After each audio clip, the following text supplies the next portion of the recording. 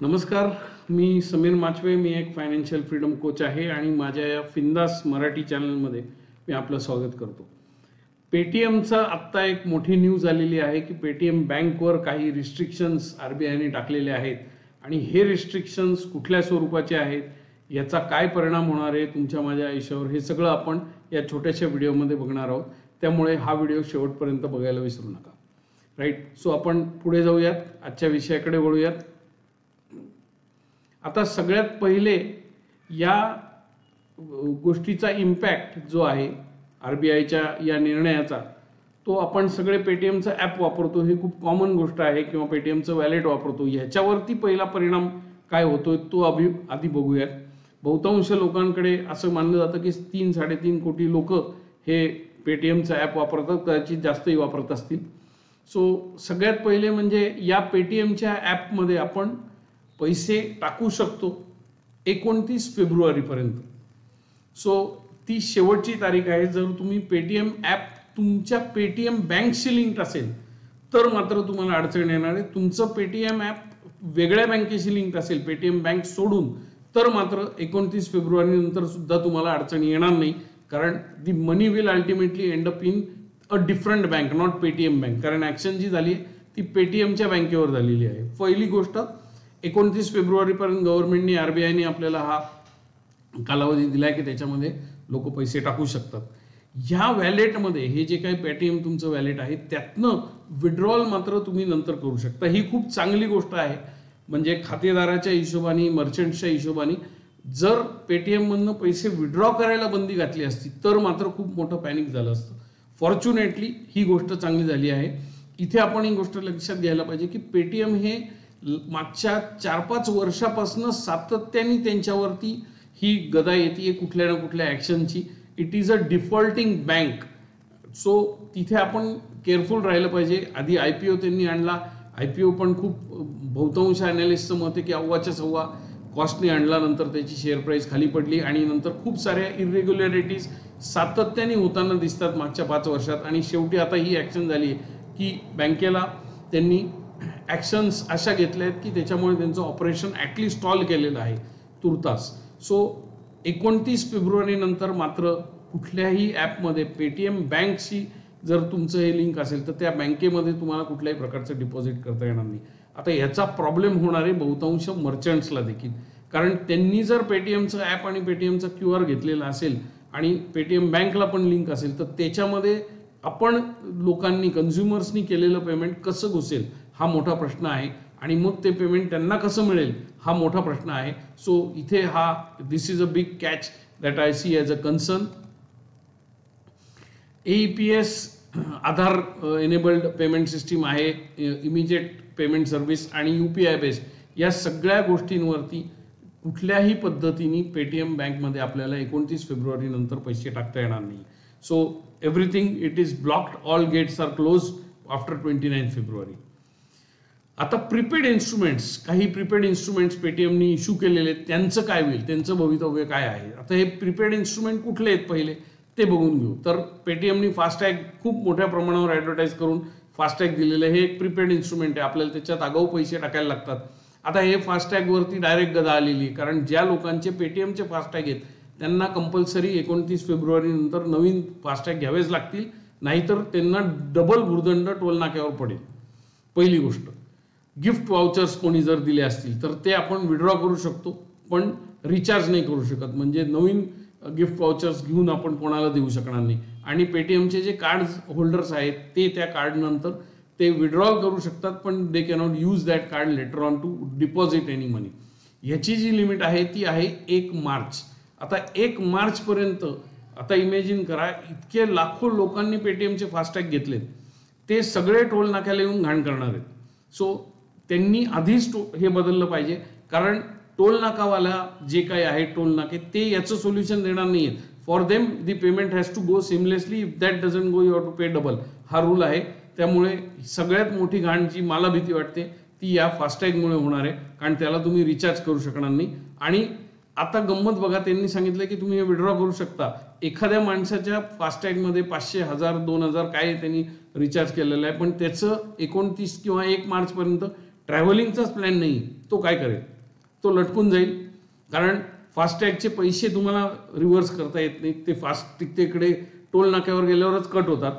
आणि आता ते म्हणतात की 1 मार्च नंतर ते तुम्ही वापरत राहाल, but you cannot recharge it, म्हणजे ते संपेपर्यंत त्याला तो चालवणं आहे आणि रिचार्ज करता येणार नाही. सो कुठल्या तरी टोल नाक्यावर तो जाऊन अडकणार. So this according to me is a big problem. So तिथे काळजी घेतली पाहिजे. नेक्स्ट काय आहे ते बघूयात. पेटीएमचं बँकचं फायनान्शियल स्टेटस हे दाखवतं का हा प्रॉब्लेम? असा काहीही कुठलाही डायरेक्टिव्ह त्यांनी दिलेला नाहीये, पण ऑडिटमध्ये अनेक गोष्टी सापडलेल्या आहेत ज्या प्रॉब्लेमॅटिक आहेत आणि ह्याच्या वॉर्निंग्स आधी पण गव्हर्नमेंटनी दिल्या होत्या आणि त्याच्यावरती ऍक्शन झालेली नाही. नवलाईची गोष्ट ही आहे की अशा वेल रेग्युलेटेड वातावरणामध्ये ही बँक सातत्याने पायमल्ली करते नियमांची आणि तरी पण लोक या बँकेशी व्यवहार करतायत. तर माझं मत आहे की दोन्हीकडनं लोकांची ही काही प्रमाणात फसवणूक झालेली आहे. गव्हर्नमेंटची पण फसवणूक झालेली आहे, त्यांच्या डेटा लिकेजेस पण खूप झालेले आहेत, KYC मध्ये प्रॉब्लेम सापडलेत, अनेक विधी प्रॉब्लेम अनेक वर्षांपासून या बँकेबरोबर चालू आहेत. So this is alarm bell आणि आता फायनली RBIने स्ट्रॉंग ऍक्शन घ्यायचं ठरवलं. That is very good. So जरी आपण बँकेच्या खातेदारांच्या दृष्टिकोनातून पाहिलं तर एक गोष्ट चांगली की त्यांना पैसे विड्रॉ करायला लागतील, करायला मुभा आहे, प्रॉब्लेम नाहीये, पण नवीन त्याच्यात डिपॉझिट करता येणार नाही. In a way it is good. कोण जिथे लोचा झालाय तिथे कोण जाणारे पैसे डिपॉझिट करायला? First thing. जसं PMC बँकेवर रिस्ट्रिक्शन आणलं होतं फॉर विड्रॉल 2019 साली आणि येस बँकेवर 2020 साली, तसं फॉर्च्युनेटली इथे झालेलं नाही. सो काही प्रमाणात असं दिसतंय की बँकेत अफरातफरी नसावी या गोष्टीची गॅरंटी नाही. त्याची फायनान्शियल हेल्थ चांगली असावी पण या गोष्टीची गॅरंटी नाही, कारण RBIने असं कुठलंही कॉमेंट तिथं केलेलं नाही. त्यामुळे आपण सांभाळलं पाहिजे. सामान्य खातेदारांनी शहाणपणा दाखवून पैसे काढून घेतलेले बरे असं माझं मत आहे. Anybody may agree or disagree to this. मी असं काही रेकमेंडेशन या ठिकाणी देत नाही. आता नोडल अकाउंट जे आहेत 197 ही जी पॅरेंट कंपनी आहे त्याचं नोडल अकाउंटचं काय म्हणजे काय की हे नोडल अकाउंट कशासाठी असतं तर आपण जे पैसे पेटीएमच्या QR कोड मार्फत देतो एखाद्या मर्चंटकडनं, काही आपण समजा वाण्याकडनं सामान घेतलं त्याला पेटीएमवर करतो, तर ते पैसे पेटीएमच्या नोडल अकाउंटमध्ये जातात, which is a part of Paytm nodal bank, Paytm bank, आणि मग ते त्याच्या खात्यात जातात. ते नोडल अकाउंटच गायब झालं तर हे पैसे कुठे जातील? मग गव्हर्नमेंटने काय सांगितलं की हे नोडल अकाउंट जे आहे ते 29 फेब्रुवारीच्या आधी तुम्ही दुसऱ्या बँकेत शिफ्ट करा, जे ऑलमोस्ट इम्पॉसिबल गोष्ट आहे. हे नोडल अकाउंट शिफ्ट व्हायला किमान तज्ज्ञांचं असं मत आहे की 3 ते 4 महिने लागतील, एवढा वेळच नाही. म्हणजे हे मर्चंट लोकांना आता त्यांचा QR कोड बदलावा लागेल, अदरवाईज त्यांचे पैसे मिळायला त्यांना त्रास होऊ शकतो. याचाच अर्थ असा झाला की एवढा मोठा जो कस्टमर बेस आहे पेटीएमनी इतक्या वर्षात केलेला, त्या पूर्ण कस्टमर बेसचं शिफ्टिंग होऊ शकतं to some other banks, to other codes, आणि ही पेटीएमसाठी सगळ्यात नुकसानदेय घटना होणार आहे. आणि ह्याच्यामुळे पेटीएमचे जे शेअर होल्डर्स आहेत ते तर रडूनच देतील. सो ही एक खूप मोठी प्रॉब्लेमॅटिक सिच्युएशन आहे फॉर पेटीएम. आता पेटीएमचं ऍप किंवा ह्याचा काही उपयोग करण्यामध्ये आपल्याला काही त्रास होणार आहे का? कारण आपल्या अंगवळणी पडलेलं आहे पेटीएमचं ऍप. तर प्रथम दर्शनी असं दिसतंय की पेटीएमच्या ऍपमध्ये कुठलाही वापरायला प्रॉब्लेम नाही, unless it is link to the Paytm bank, that is the 197 जी ओरिजिनल कंपनी त्याच्याची. जर तुमचं अकाउंट पेटीएमचं आहे, तुमचं वॅलेट पेटीएमचं आहे, ऍप पेटीएमचं आहे, पण त्याला बँक वेगळी लिंक आहे, तर ते यूज करू शकतात, त्याच्यामध्ये काही प्रॉब्लेम नाहीये. But the problem is Wien you have a bank also as Paytm bank, तर मात्र निश्चित प्रॉब्लेम आहे, कारण त्याच्यात डिपॉझिट 29 फेब्रुवारी नंतर करता येणार नाही. मग ते पैसे कुठे जातील हा प्रश्न आहे. त्यामुळे इथेही दुसरं नुकसान होणारे लोक हे वॅलेट ऑटोमॅटिकली वापरणं बंद करून टाकतील. आता सगळ्यात मोठा फटका याच्यातनं मला असं दिसतं की मर्चंट्सला बसणार आहे. कारण होतंय काय की मॅक्सिमम मर्चंटकडे ती रिंग वाजते, पेटीएम करो, तुम्ही पैसे टाकले की, आणि या सगळ्या लोकांचे जर पेटीएम बँकेशी त्यांचे लिंक असतील अकाउंट, तर मात्र प्रॉब्लेम होणार आहे, नोडल अकाउंटमधनं प्रॉब्लेम होणार आहे. सो थोडक्यात काय असं सांगितलेलं आहे RBIने की बा ह्याला तुम्ही दुसऱ्या बँकेत शिफ्ट करा. हे RBIने सांगून टाकलं, त्यांचं काम केलं, पण किती वेळ लागतो ह्याला हे काळच ठरवेल. It is not so easy to move the QR to the other bank and all that stuff. बराच वेळ आहे आणि आता थोड्याशा इतर बँका सुद्धा बॅकफुटवर गेल्या आहेत. पेटीएमशी डील करताना एक शंका लोकांच्या डोक्यात असणारच आहे आणि ती ब्रँडसाठी सगळ्यात मोठी हानी असते. जर तुमची ब्रँड इमेजलाच धक्का लागला, which is the perception of the company in the investors mind, तर you cannot repair it so easily. आता थोडक्यात याचा सारांश काढायचा झाला तर what should you do.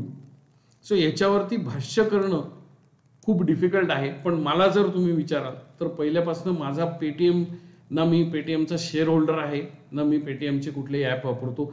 In fact मी कुठलंही थर्ड पार्टी ॲप वापरत नाही, कारण माझी सातत्याने मला ही पर्सनली भीती वाटते की उद्या जर ह्या थर्ड पार्टीचं ॲप मी वापरलं, जरी ते माझ्या बँकेला लिंक असलं आणि हे कुठे गुगल पे म्हणा, फोन पे म्हणा, हे कुठे यांना कुठे शोधायचं. उद्या त्यांनी काही फटाका केला आपल्या पैशाचा, त्यांना शोधणार कुठे. ॲटलिस्ट बँकेचं एक ऑफिस आहे, ICICI बँकेचं असेल, HDFC बँकेचं असेल, त्यांचेच ॲप, त्यांचेच QR आणि त्यांचेच सगळं वापरलेलं कधीही चांगलं. असं होणं हे खूप धक्कादायक असू शकतं एखाद्या इन्व्हेस्टरसाठी. सो माझं मत आहे की टेक्निकली स्पीकिंग सामान्य माणसांनी, ज्याच्याकडे रिसोर्सेस लिमिटेड आहे, गपचूप आपले पैसे काढून घ्यावे आणि पेटीएमच्या नादी लागू नये जोपर्यंत हे सगळं जे काही सिच्युएशन आहे हे क्लिअर होत नाही. हे माझं मत आहे आणि माझं हे मत तुम्ही मान्य करायलाच पाहिजे, असं काही मी ॲडव्होकेट करत नाही आहे. बट मी तर पेटीएमपासून लांब आहे आणि माझा पेटीएमशी काहीही संबंध नाही. मी कुठल्याही प्रकारचे व्यवहार, ना त्यांचं ॲप वापरतो, ना त्यांच्या बँकेमध्ये माझा काही संबंध आहे. बट जे काही घडलं ते वाईट आहे आणि banking सेक्टरसाठी this could be a loss in अ वे, की त्यांचं परसेप्शन थोडं खराब झालं आणि इन्व्हेस्टर्सच्या मनात हे येऊ शकतं की बाबा बँकिंग सेक्टरमध्ये असा इतका मोठा प्रॉब्लेम, इतका सातत्याने डिफॉल्ट होणारी ही बँक. आणि पट दुसरी जमेची बाजू ही आहे नाण्याची दुसरी बाजू, की RBI स्ट्रॉंग, त्यांनी ॲक्शन्स घेतल्या, वेळोवेळी ॲक्शन घेतल्या, असं काही नाही की आजच ॲक्शन घेतल्या. आणि आता at least RBI has given the gateway, लोकांना पैसे काढण्यासाठी मार्ग मोकळा ठेवलेला आहे. म्हणजे अशी कोणाची कोंडी झालेली नाही. त्यामुळे लोकांना इतर ऑप्शन्स आहेत. ज्यांना मायग्रेट व्हायचं आहे त्यांनी मायग्रेट व्हा, ज्यांना कॉन्फिडन्स असेल पेटीएमवर त्यांनी निश्चितच तिथे राहू शकतात. So that is the conclusion that I will draw for myself. For yourself you have to draw the conclusion. या व्हिडिओच्या कॉमेंटमध्ये टाका की तुम्ही तुमच्या पेटीएम जर तुम्ही वापरत असाल तर तुम्ही काय करणार आहात हे सांगा. म्हणजे त्याची मदत इतर लोकांना होईल. आणि तुम्हाला काही स्पेसिफिक अडचणी येत आहेत का, हे पेटीएमचं सगळं कडबोळं जे झालेलं आहे ते ॲप्स आणि बँक्स आणि वापरताना, त्याचं पण मेन्शन या कॉमेंटमध्ये करा. आज मी इथेच थांबतो. धन्यवाद. माझ्या चॅनलला सबस्क्राईब करायला विसरू नका आणि पुन्हा आपण भेटूयात असाच एक व्हिडिओ घेऊन. तोपर्यंत bye bye, take care, have an abundant life.